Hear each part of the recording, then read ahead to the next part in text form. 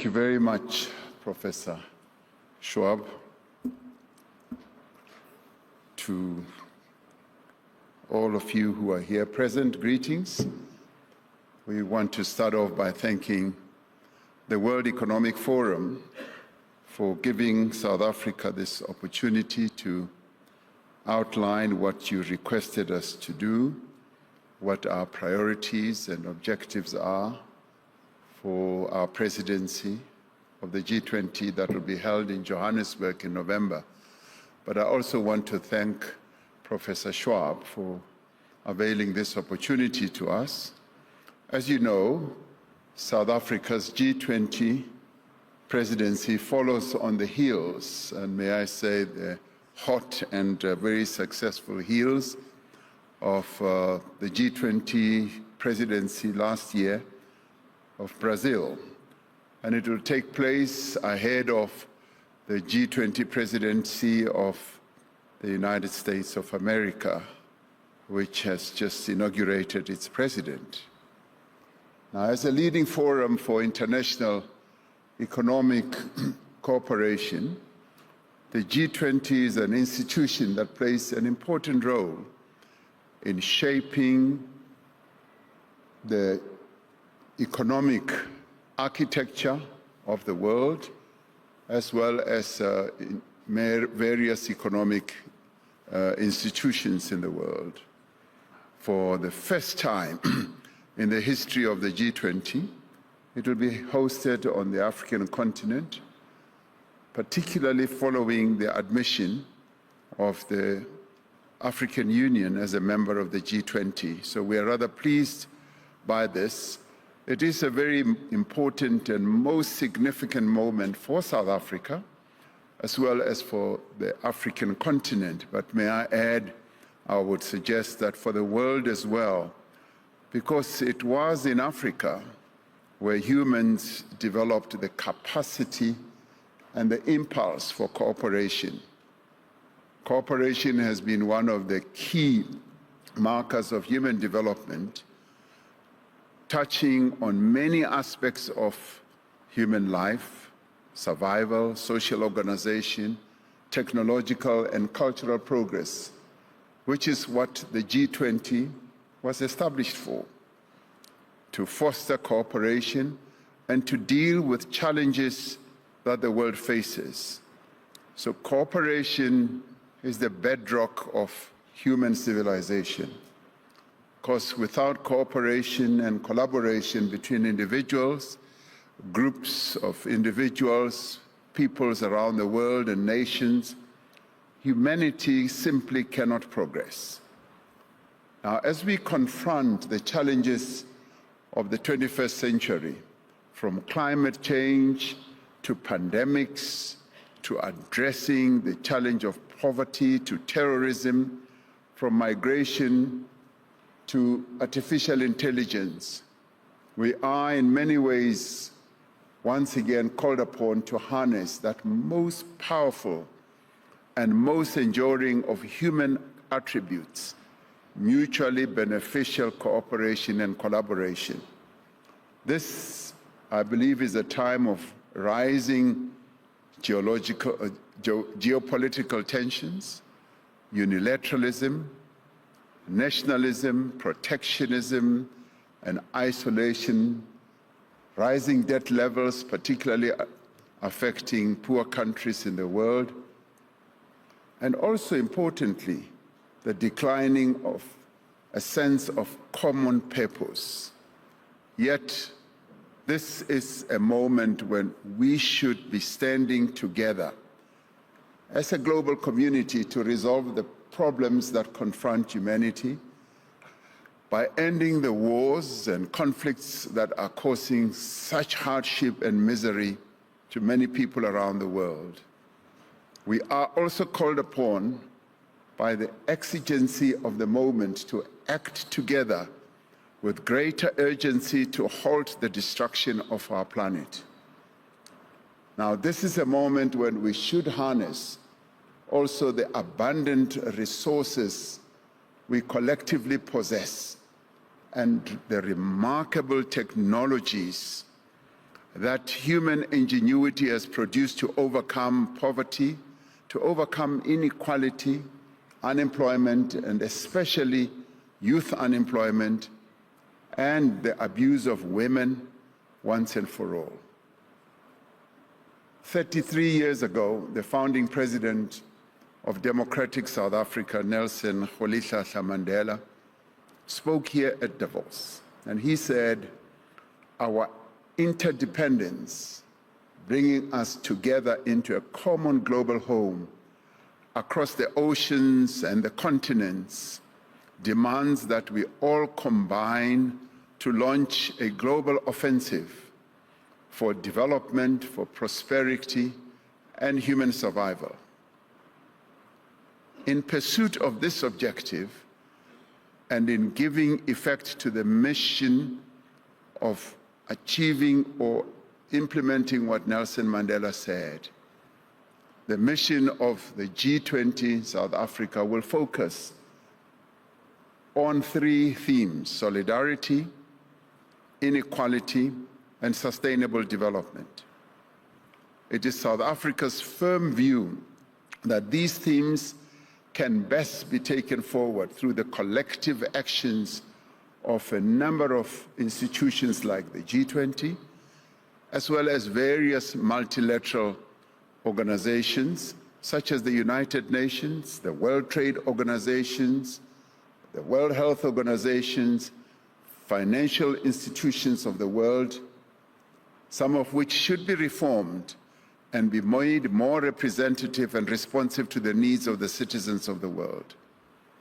We will seek to get the G20 to focus more on how we can enhance solidarity through collective efforts to ensure that in the pursuit of progress in the world and progress for all, no person and no country should be left behind.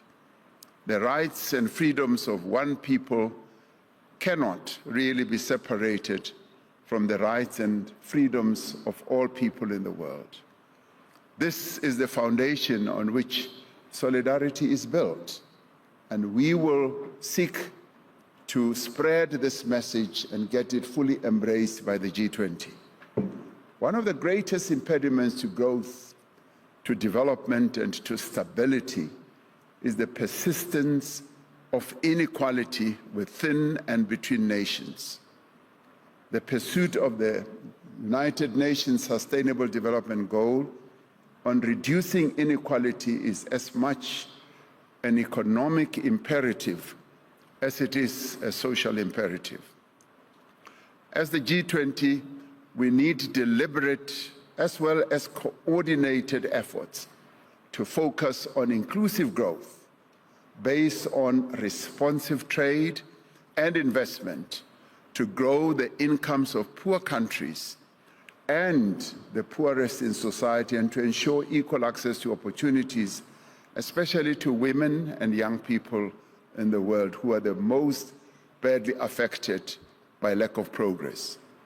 For nations to flourish, equality and prosperity must be available to everyone, regardless of gender, of race, religious belief, or economic status.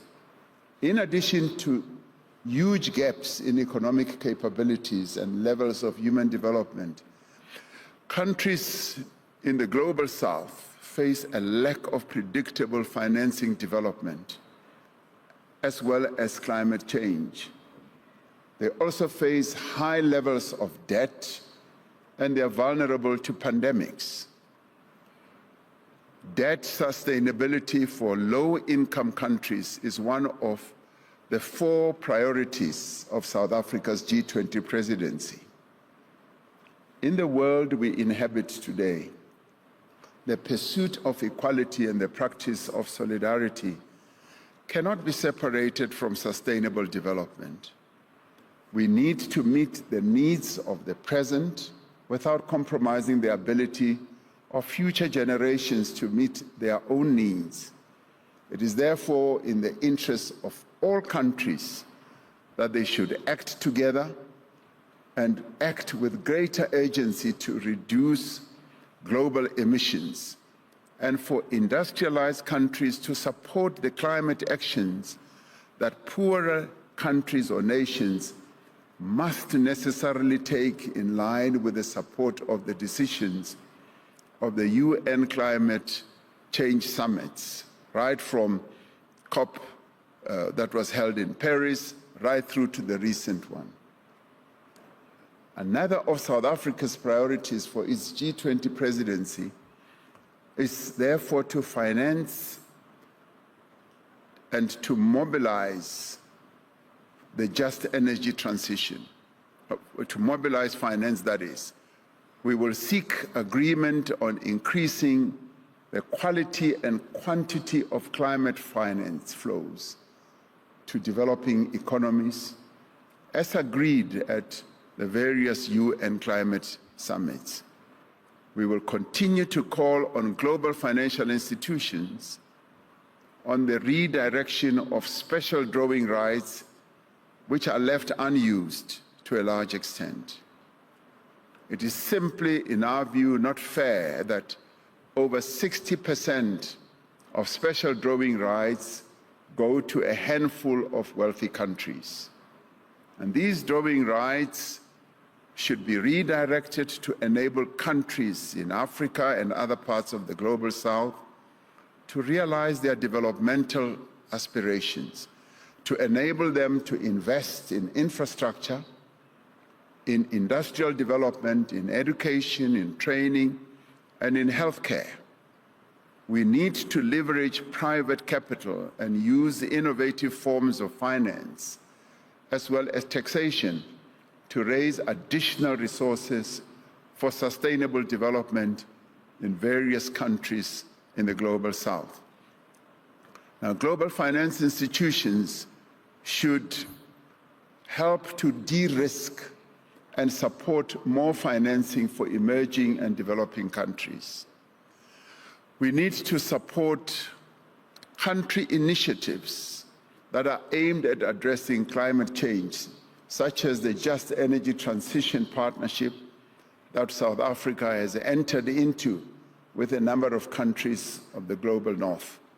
A number of other countries followed suit and also structured their own initiatives. But these need to be financed.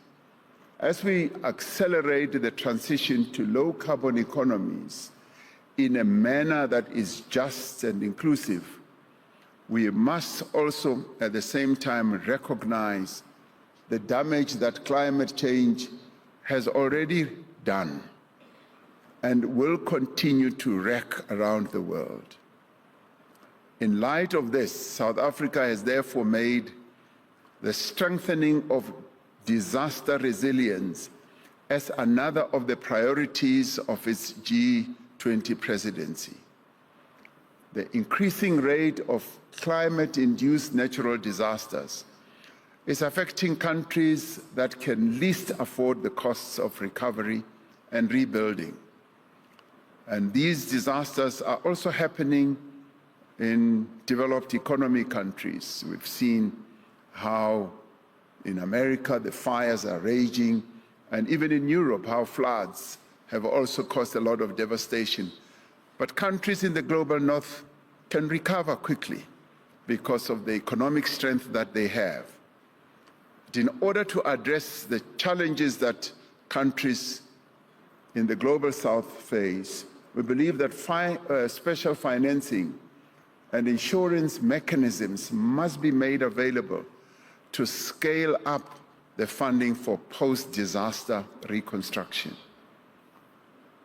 Since the dawn of the industrial age, the benefits to humanity of economic growth have been achieved at the cost of environmental destruction. If we are to survive and to thrive as humanity, we must change this. We must change course. We must pursue development pathways that reconcile growth with urgent climate action. Another of South Africa's priorities for its G20 presidency is to harness critical minerals for inclusive growth and development.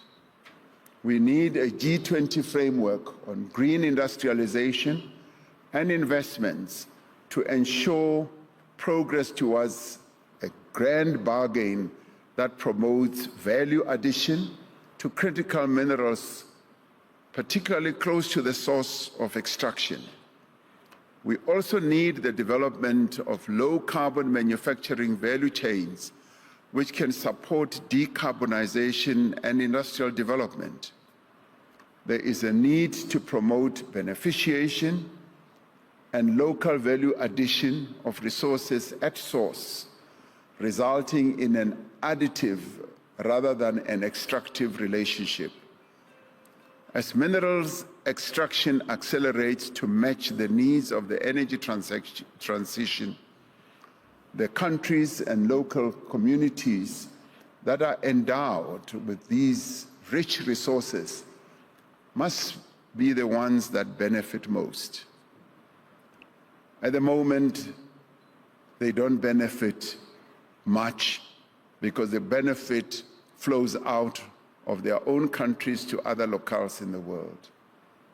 We will use this G20 to champion the use of critical minerals through a program of green industrialization and as an engine for growth and development in Africa and the rest of the global South. As this will be the first G20 summit that is held in Africa, it is for us a valuable platform to demonstrate Africa's promise. Many agree that Africa is the next frontier of global growth and productivity. The African continent has an unrivaled natural resource endowment with the youngest population of all continents. Africa continues to be an expanding market for goods and services. The African Continental Free Trade Area has the potential to really change the economic and social fortunes of our continent. We will seek G20 support for the Africa Continental Free Trade Area Adjustment Fund that will enhance inclusive growth, sustainable and regional integration as well. We will look to consolidate various G20 initiatives related to Africa into a flagship agreement for cooperation that is focused on implementation of investments in productive sectors in Africa in areas such as infrastructure. Many of you would know that infrastructure is propelling Africa's growth at the moment. We seek investments in development of skills that will also fuel this infrastructure revolution, particularly for Africa's youth and the economic empowerment of the women of our continent.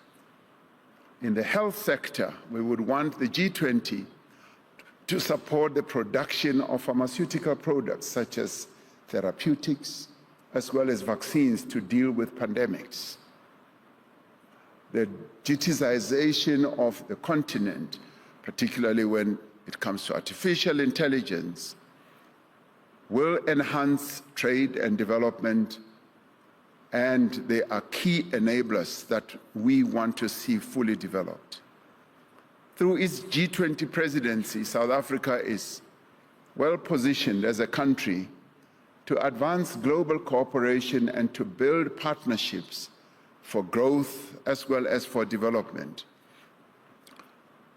This is so because South Africa has a rich history of inclusive dialogue and common action.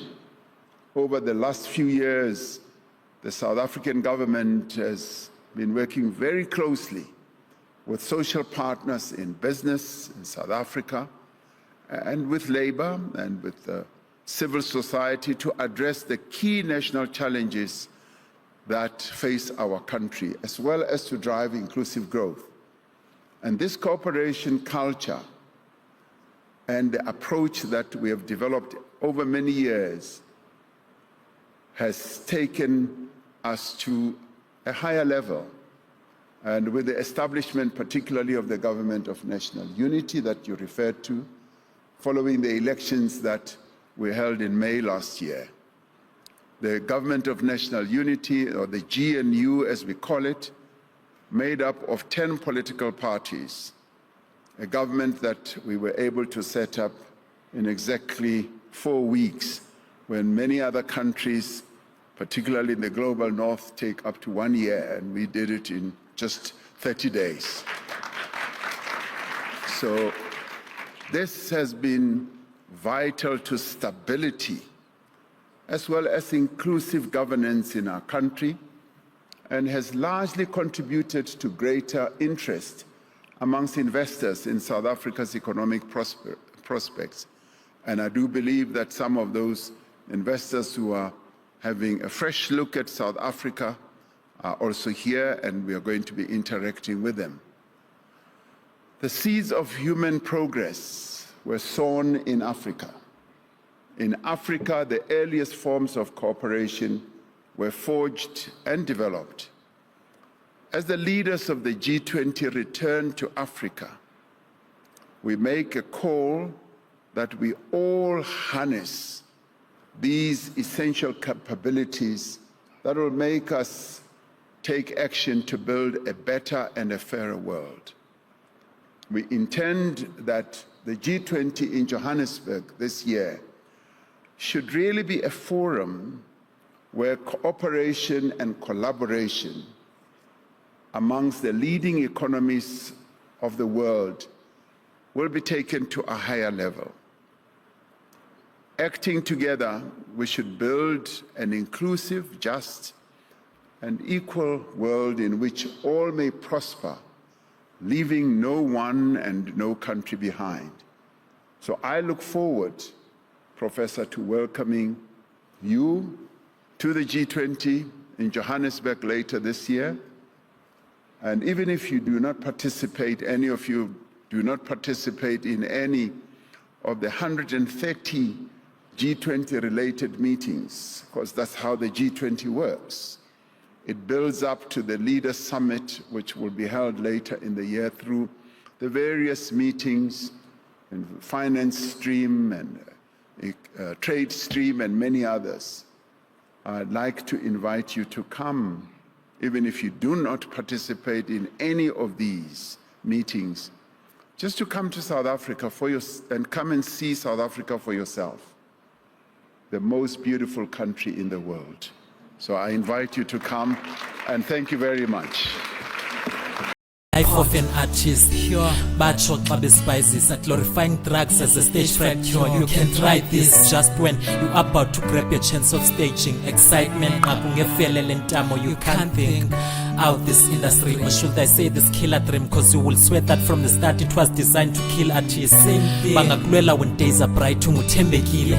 As a human being on Instagram, too much pressure, unrealistic expectations. Whoever said that is the perfect is with us, wethembekile. Singiza wethembekile. Remedies within us, ezikhwemba sibhebhekile.